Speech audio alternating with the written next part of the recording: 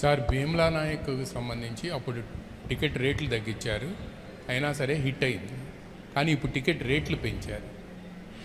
అంటే ఆ రోజు టికెట్లు రేట్లు తగ్గిస్తే నిరుత్సాహపడలా, ఈరోజు టికెట్ రేట్లు పెరిగితే కూడా ఆనందించట్లా.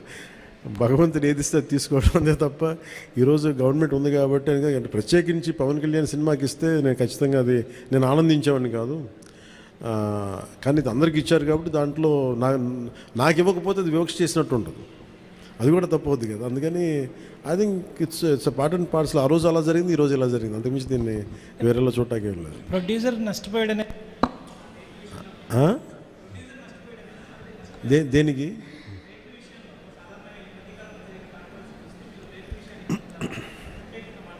మళ్ళీ వినిపించట్లా?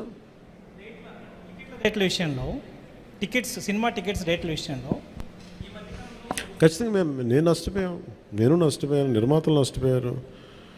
ఒక ₹5 రావాల్సిన చోట రూపాయి వస్తుంది, దట్స్ ఓకే అనుకున్నాం. భగవంతుడు ఈరోజు మనకి ఇచ్చిన రూపాయితో తృప్తి పడదాం, ఖచ్చితంగా నష్టపోయాం, బట్ దట్స్ ఓకే.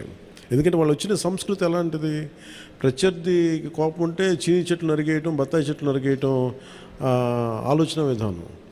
అలాంటి వాళ్ళకి ఆర్థిక మూలాల మీద కొట్టడం సహజం కాబట్టి, అది మనం యుద్ధంలో దిగాం కాబట్టి, మనం పాలిటిక్స్లో ఉన్నాం కాబట్టి part and parcel, that's we will take it forward.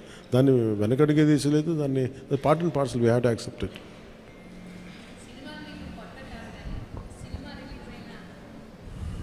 సినిమాలు మీకేం కొత్త కాదు, కానీ ఏ సినిమా రిలీజ్ అయినా అందరికీ కొంత నెర్వస్నెస్ ఉంటుంది, మీకు కూడా ఉంటుందా?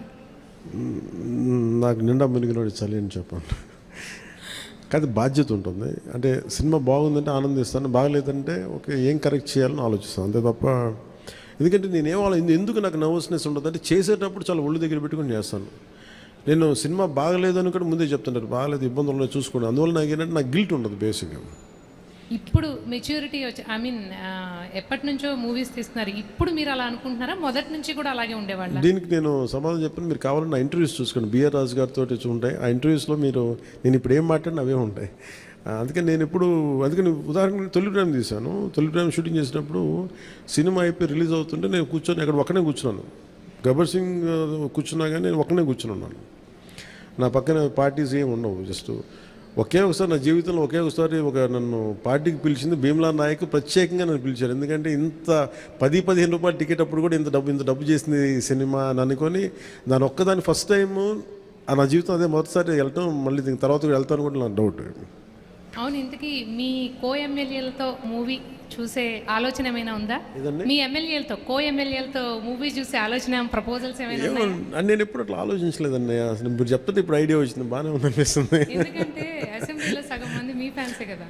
మేబీ మా ఎమ్మెల్యేస్ అందరికీ, మా కూటమి ఎమ్మెల్యేస్ అందరికీ ఖచ్చితంగా దీన్ని ప్రత్యేకమైన షో అయితే వేస్తే వాళ్ళు కోరుకుంటే ఖచ్చితంగా, అంటే నేను ప్రమోట్ చేసుకునే ఇబ్బందిగా ఉంటుంది కానీ ఖచ్చితంగా వాళ్ళందరూ అడిగితే మన హరిప్రసాద్ కానీ ఖచ్చితంగా I think will organise an exclusive screening for them. అందరికీ మనసులో ఉంది కానీ బయటకు అడగలేకపోతున్నారు. సో మీ ద్వారా వచ్చింది కాబట్టి ఖచ్చితంగా దీన్ని అడ్రస్ చేస్తాను. Thank you.